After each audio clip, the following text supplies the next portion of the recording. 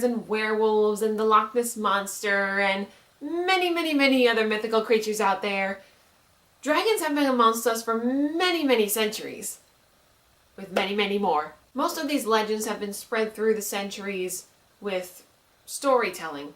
But of course these days we got plenty of other ways to do that, through entertainment and media. I mean, where have you not seen dragons?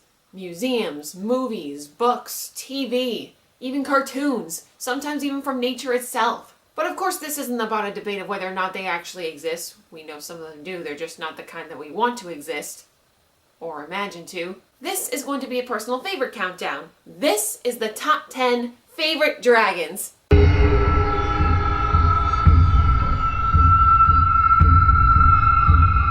Number 10. Elliot from Pete's Dragon. Elliot is not your average dragon. He's more like a giant, scaly puppy that you've always wanted in your bedroom. That is, if you can fit him in there. Elliot won every kid's heart from 1977 and on, with his bubbly quirkiness serving as Pete's protector and playmate. He even has the ability to go invisible, but that doesn't really protect him or Pete from his clumsiness. What he can do is be very protective and aggressive if you should ever put his friends in danger. He maybe mostly smiles, but when his kid friend is in the path of danger, he means business. Now who wouldn't want a friend like that? Elliot was pretty much every kid's dream come true for the thought of having a dragon for a friend or a pet. At least until the part where the kid's problems are resolved and he has to leave them forever and move on to the next kid in need. Oh, the poor sad sights to Elliot for living forever. Wants to live forever. Well, apparently he's lived long enough to have a remake.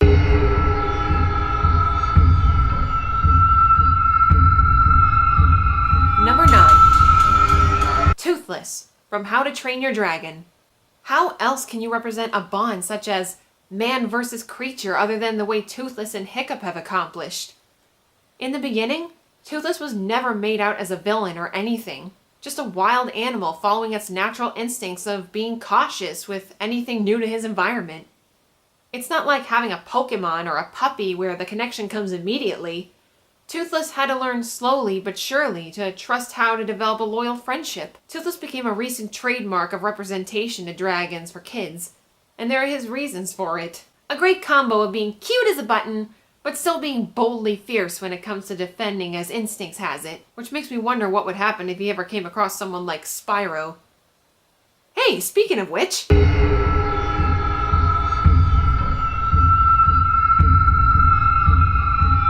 8. Spyro.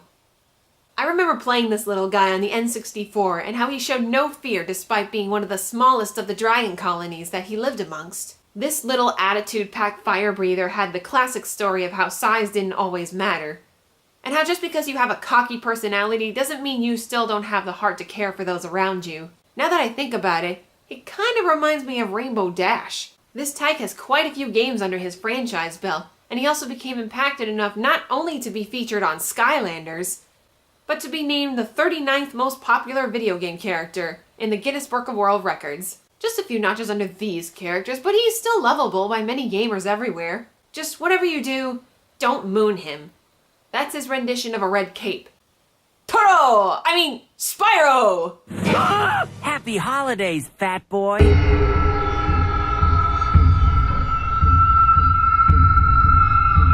Number 7. The Reluctant Dragon. This was an old Disney classic, even beyond my years. I remember watching this particular creature from the midst of Disney. This was actually one of my first impressions of the term dragon. Funny first impressions, huh? Oh, you're just flattering me. Although later in the years he would have been more like the cast of Queer Eye for the Downton Abbey or something. I can't help but love this dragon. He is just hilarious with his flamboyant personality. A lover of picnics and poetry and music.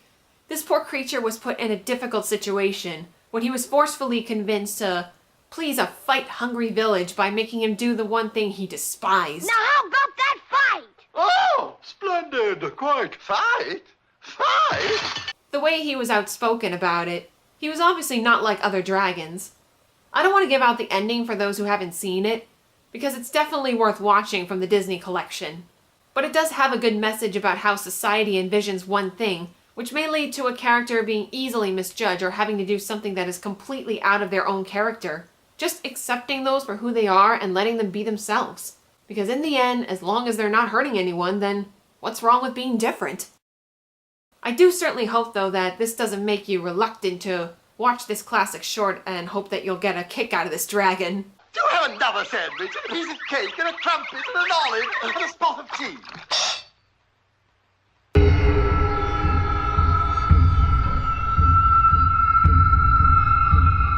Number 6. The Dragons of Skyrim. These are the ultimate gaming dragons of these modern times. I mean, you can't seriously expect me to choose between them. This would be one of the best examples of what dragons could have been if they truly existed and how they could have interacted with people if based on common legend. Although how you would manage to defeat them and have them turn into skeletons and you absorb their powers and use their breath as weapons, you can create your own thesis there. A whole species with each design being unique in their own manner. Everything from color, to the mass, to the natural adaptation, to their attacks and environment, class and ranks. You face these creatures as one of the many struggles of Skyrim. Like the natural science of prey fighting for survival. And just seeing these animals from the first person point of view, it just makes it just as phenomenal and frightening at the same time. So if you ever played this modern classic, you may have just come one step closer to the real deal.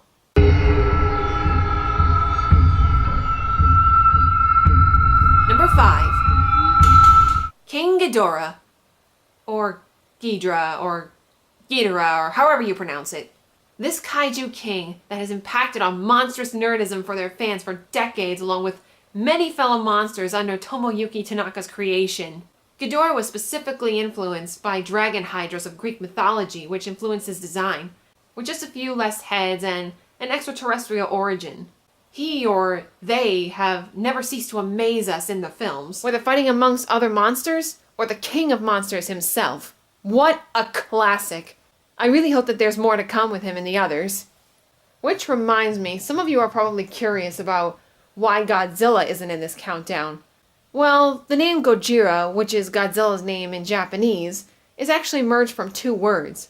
Gorira, which means gorilla, and Kujira, which means whale.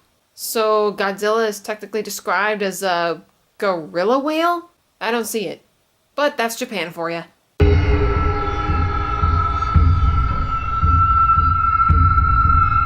Number 4. Haku from Spirited Away. If you're an anime fan, then there's no way you haven't seen Spirited Away at least once in your life. His design, traditionally amazing, and the movie altogether is just magnificent. I like to see him as Valcor with a little attitude, and a green mohawk, sort of. A lost spirit who came in as Yubaba's apprentice, and the ability to transform into his dragon form, which is historically symbolic, seeing how dragons are symbolic with rivers and waters. Haku is a cliched boy wonder with a rough surface, but with the power of love, is able to reawaken his heart of gold, winning the hearts of fans everywhere, and leaving us to our imaginations hoping that he and Chihiro will reunite someday. You never know.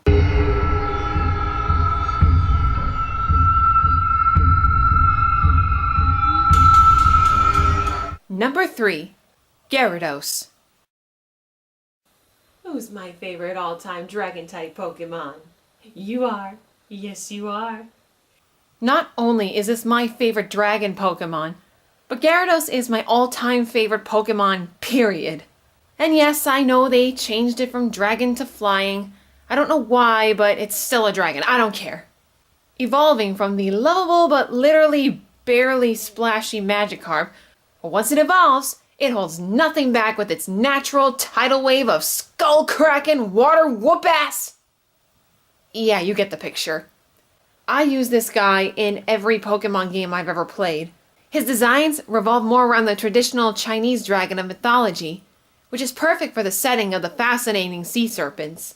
Its size and exterior makes it tough enough for special defenses to handle attacks as well as storing power build up on its own, leaving a good balance to its stats. I especially love the fact that it's from the first generation of Pokemon and it still holds a strong hold all these years later. Hopefully it'll continue to do so with however many generations come to pass.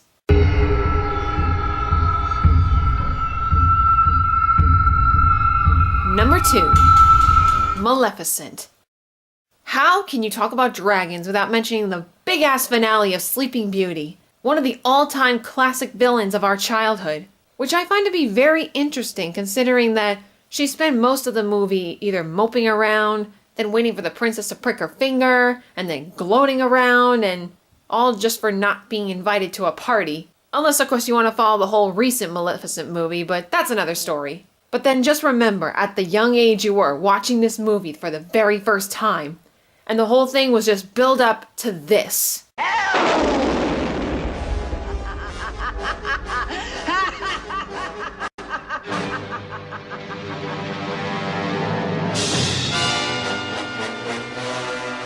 How do you not get the chills? I mean, that's how you make an entrance. After dealing with happy songs, then quiet twist of mystery, leading to the main villain finally strutting her stuff, engulfed in flames while growing with intense power, taking on the form of an intimidating mystical creature. It's like you were playing a kid-friendly game and then all of a sudden, here comes the badass final boss. Hey, wait a minute. That has happened before. Not only in Kingdom Hearts, but in Epic Mickey, The Power of Illusion. I forgot about those.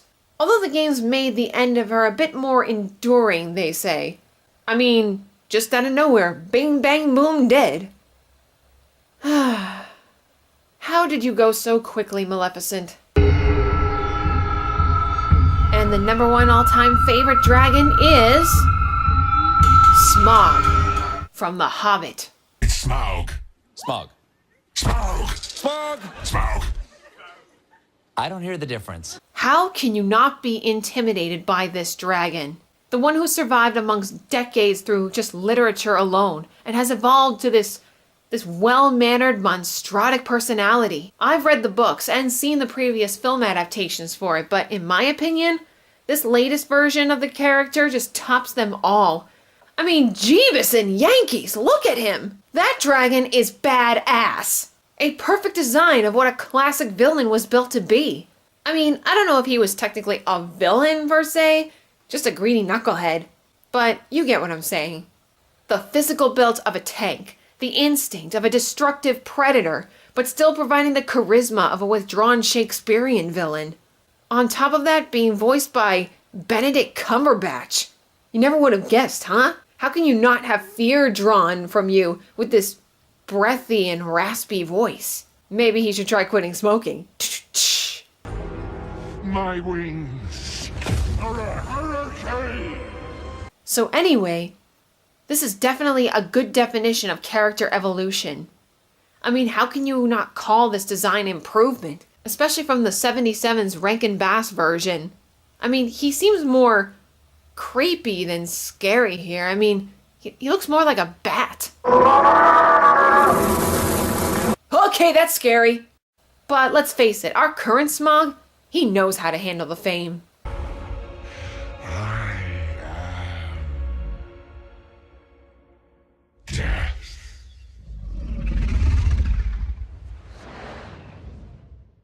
So those are my top favorite dragons. I really hope that you guys share similar interest in those. But if you have any different favorite dragons from the media or from other resources, feel free to leave comments on the videos. And if you want to get more connected, feel free to play with the buttons below.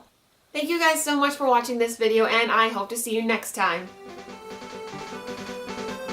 Stay savvy, everybody!